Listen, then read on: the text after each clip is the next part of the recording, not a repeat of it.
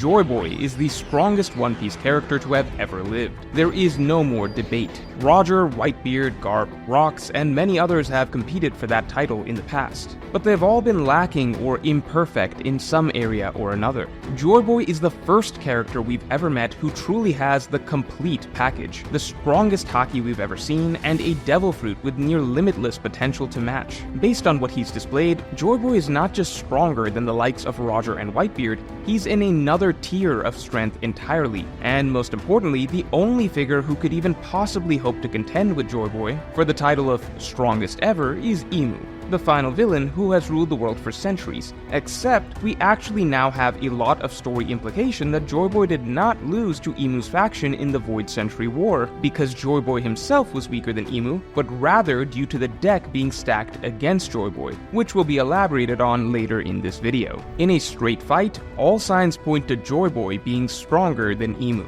Let's break it down from the top, why Joyboy is indisputably the top one being to ever exist in the One Piece world, and whether or not Luffy can realistically reach his level by the end. But before we get into it, make sure to subscribe.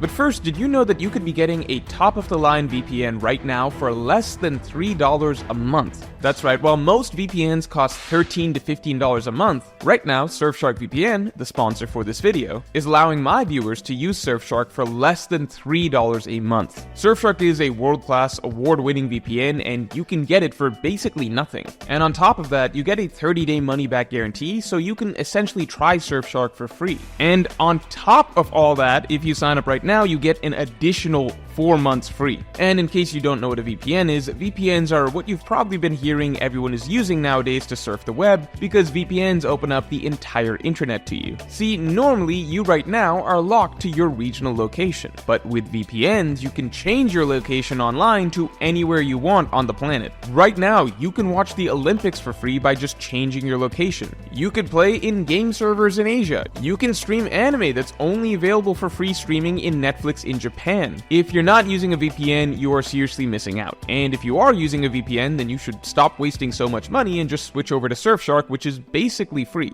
So get your Surfshark deal today for less than $3 a month. And just enter coupon code MORGE to get an extra 4 months free at surfshark.deal/morge. Link in the description below, or just scan the QR code. So that aside, to begin with, Joyboy simply has unquestionably the strongest Haki we have ever seen in One Piece. It's not just that the sheer scale and visual impact completely dwarfs what we've seen of any Conqueror's Haki release in the past. The actual effect of Joyboy's Haki release was also the most impressive combat feat in all of One Piece. The Gorosei have each individually been portrayed as being comparable to admirals at minimum, yet in a single release of Haki, Joyboy overwhelmed all the Gorosei at once and forced them back into their human forms. This cannot possibly be understated. The gap between Joyboy and the other top-tier Haki users in One Piece is like heaven and earth. To put it into perspective, we could say that Kaido as a Yonko represents what we used to view as top-tier Haki. From what we saw of Luffy versus Kaido, while Luffy is still a bit behind Kaido in terms of Haki, Luffy's at the very least comparable, to the point that Luffy and Kaido would evenly clash over and over throughout the fight. Yet Luffy, even in his strongest form, still couldn't even scratch Warcury with his Haki. In fact, Luffy took damage simply attempting it. As such, as far as we have seen, characters with Haki at the level of Luffy or Kaido cannot actually damage Warcury. Even looking at the rest of the less durable Gorosei, while they can at least be damaged by Luffy, they can't really be affected in any meaningful way with Luffy's level of Haki. Yet Joyboy, with a single Conqueror's Haki release, was able to overwhelm all 4 Gorosei at the same time, and actually completely nullify their seemingly invincible demonic forms, including Warcury. Keep in mind, Joyboy didn't even need to hit the Gorosei with a physical Conqueror's Haki coded attack. What Joyboy did was literally just a basic release of Conqueror's Haki. It's essentially just the same simple thing that Luffy did at Fishman Island, but Joyboy's Conqueror's Haki is so ludicrously powerful that it actually overpowered 4 Gorosei. This puts Joyboy so far ahead of the likes of Luffy and Kaido, it's not even measurable. It essentially means Joyboy's level of Haki is far, far greater than anything we've seen from any character alive today. Even someone like Shanks, the most hyped Haki user of today, can't do anything close to what Joyboy did. The only character that could maybe, possibly credibly be comparable to Joyboy in terms of Haki that we know of is Roger himself. And that's because Kaido considered Roger to have reached the top of the pirate hierarchy through Haki alone. Many may point out that Whitebeard was also Roger's equal, and that's true, but keep in mind, Whitebeard also had the extremely powerful Gura Gura no Mi. So if Whitebeard with the Gura Gura no Mi was equal to Roger, who only had Haki, that would mean that Roger has to have been the strongest pirate in terms of pure Haki that we know of. To be fair, we have yet to see the full extent of what Roger's Haki looked like, and an important quote to note is that Roger's full strength only truly came out when his crew was in danger, meaning Roger's maximum Conqueror's Haki output could be a lot closer to Joyboy's than we expect. However, we do know one thing, which is that even if Roger somehow had Haki comparable to Joyboy, Roger lacked the Nika fruit. And this is a huge difference maker. After all, Haki trumps Devil Fruits, but if Haki is the same for two characters, then the one with the broken Devil Fruit is going to be overall stronger, of course. And Joyboy most certainly had an absolutely broken Devil Fruit. This is where it becomes impossible to really put anyone ahead of Joyboy. Because sure, we know legends who were insane Haki users like Roger and Garp, but even if in their prime they were somehow comparable to Joyboy's level of Haki, they did not have his godlike fruit. It seems almost unfair to think that Joyboy's Haki alone was so absurd that he can overwhelm 4 Admiral level or higher opponents at once with just a basic release of his Conqueror's Haki. But then at the same time, Joyboy also has a literally godlike Devil Fruit. And consider this, we already know that the Nika fruit has near limitless potential as it allows the user to fight in any way that they imagine, but Joyboy's usage of the fruit is likely on a completely different level than Luffy's. To begin with, Luffy has only just begun using the Nika fruit. He's literally on day 2 of trying it out, meaning that he likely hasn't even scratched the surface of all the ideas that he could actually bring to life. For example, just compare how limited Luffy's usage of the rubber fruit, the Gomu Gomu no Mi, was on day 1, compared to what Luffy was doing on day 100. And then consider that the Nika fruit is far more complex in its capabilities than the Gomu Gomu no Mi version. Considering Joyboy likely used the fruit a lot longer than Luffy, the full array of techniques and abilities that Joyboy would have in his bag would naturally be far greater than what Luffy has shown so far. I mean, every time we've seen Luffy use the Nika fruit, he comes up with fresh, new uses, meaning that more experience with the fruit goes a long way. And as such, Joyboy was likely capable of using the fruit in countless ways that Luffy hasn't even begun to imagine yet. That's a terrifying thought, considering when Luffy was just trying out the Nika fruit for the first time without having any idea of what he was doing, it was already almost too much for a Yonko like Kaido to handle for a good section of their fight. So the thought of a genuinely experienced Nika fruit user is insane. But beyond that, a lot of the Nika fruit's most powerful abilities actually seem to scale with one's Haki. See, some of the Nika fruit's best uses in combat are just straight up manifesting overpowering physical force. Bajirangan, for instance, is Luffy's strongest attack at the moment, and these types of attacks become exponentially more powerful the stronger one's Haki is. Remember, while Luffy was close to Kaido in Haki by the end, Kaido's Haki was still shown to be stronger than Luffy's. However, Luffy could close that gap thanks to the Nika fruit, as it allowed Luffy to scale up his punch to make up for any gap in power. Basically, the Nika fruit allowed Luffy to scale his standard Haki punch to be exponentially stronger than what it would normally be.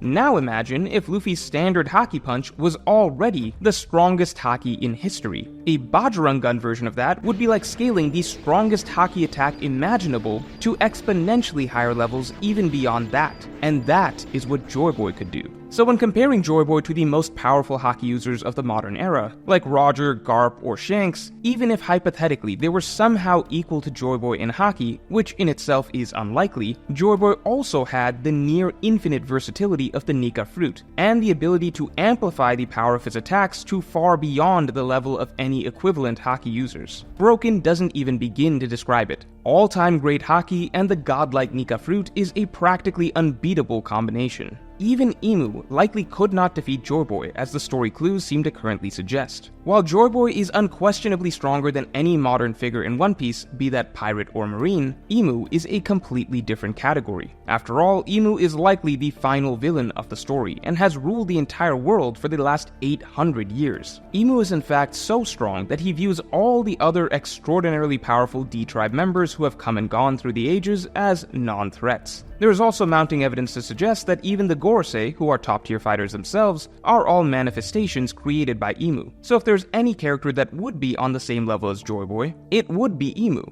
And yet, there are two major giveaways that Imu cannot beat Joyboy. First, we see that the Gorosei were scared about the reawakening of the Nika fruit. To them, the revival of the Nika fruit would be the absolute worst possibility, something that represents a true threat to their rule over the world. Literally, it is referred to as the quote-unquote worst-case scenario. However, interestingly, they are not speaking from their own experience. Based on their dialogue, the Gorosei themselves were never even around for Joyboy's usage of the Nika fruit. It's a legend even to them. Everything they know about it is only what they've heard. And as the only source that they could have learned about Nika and Joyboy from is Imu, this would mean that the Gorosei's fear of a reawakened Nika fruit and the threat it once posed actually reflects Imu's own fears. It was Imu who warned them of this. And while that may simply be a story implication of fear, it's made far more definitive when we see that Imu's reaction to Joyboy's Haki is simply abject terror. This reaction of keeling over, screaming, panting, gasping for breath, eyes wide open,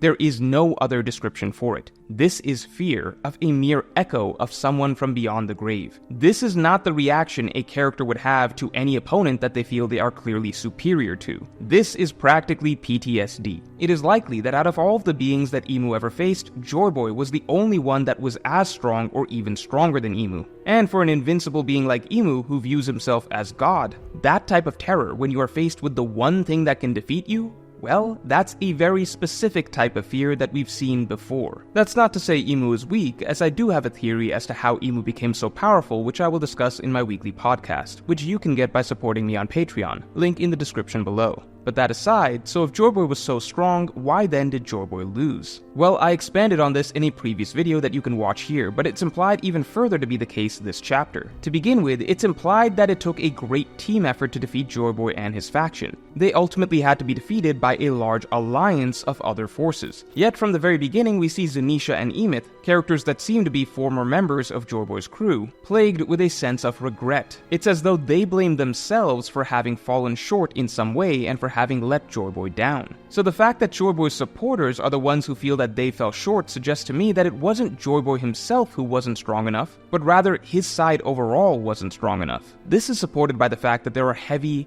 parallels between the story of Joyboy and the story of Odin. To keep it short, Joyboy was the first ever pirate of the Ancient Kingdom, Odin was the first ever pirate from the Wano Kingdom. When the Ancient Kingdom and Wano Kingdom were both attacked by an outside force, Joyboy was the champion who defended the Ancient Kingdom, and Odin was the champion who defended the Wano Kingdom. When both failed, their respective kingdoms collapsed. However, in both of their final moments, they both left behind a will to be passed down to individuals in the future who could one day bring the dawn to the Ancient Kingdom and to the Wano Kingdom respectively. Joyboy passed down the will of D to bring the dawn to the world centuries later, and Odin passed down the will of the Kazuki to bring the dawn to Wano 20 years in the future. Joyboy and Odin both relied on their subordinates who would live on far past them into the future to help carry out their will when the time came. It's beat by beat pretty much the exact same thing, and again I expand on this in much greater detail in this video. But this type of storytelling parallels by Oda really isn't new. He very often takes inspiration from later points in a story to help shape the storylines of earlier arcs. So Joyboy's storyline paralleling Odin so explicitly is very deliberate,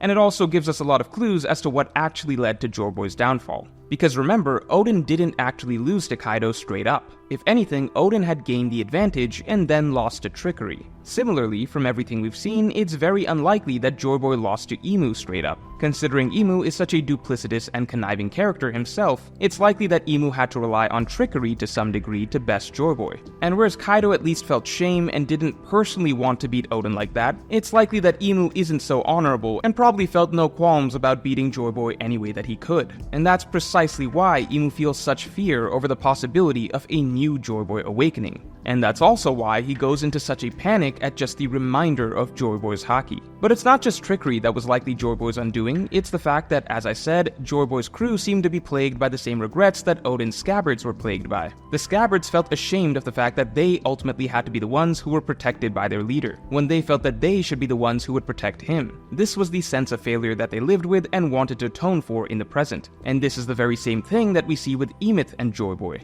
Apparently Joyboy was the one who was always protecting Emeth, and Emeth feels like he let Joyboy down by not being able to make him king. And he feels like he owes Joyboy an apology. Even all these centuries later, it's Joyboy's Haki that is needed for Emmet to win the fight and save the day. All of this goes to the fundamental difference we can see today between why Luffy will succeed where Joyboy failed. Because it's really not about Luffy versus Joyboy, it's about Luffy and his crew compared to Joyboy and his crew. The whole point of the developing contrast between Luffy and Joyboy's stories is that Luffy has built his crew to be filled with individuals who will never fail him, who will make him king no matter what. It's the same reason so much of post-timeskip has been about emphasizing that it's Luffy's crew that will be the reason that Luffy will be able to become king and achieve his dreams. While the clear difference being highlighted between Luffy and Joyboy is that Joyboy's crew failed in being able to make Joyboy king. Essentially, it doesn't seem like Joyboy is the one who was lacking in the Void Century War. Joyboy seems to be a fully realized version of what Luffy will one day become in terms of individual strength. But rather, Joyboy failed because he simply didn't have a crew as extraordinary as himself, whereas Luffy most certainly does. That's the point of Luffy's story. That's why from the very beginning it has been highlighted that Luffy's true greatest strength is the ability to bring those to his side who can help him do what he cannot. That is the greatest power in the seas after all, as is explicitly spelled out for us. So while it seems that Luffy's crew will be the differentiating factor between him succeeding against Imu whereas Joyboy failed, the next question is, will Luffy himself become as strong as Joyboy in the end, or even surpass him?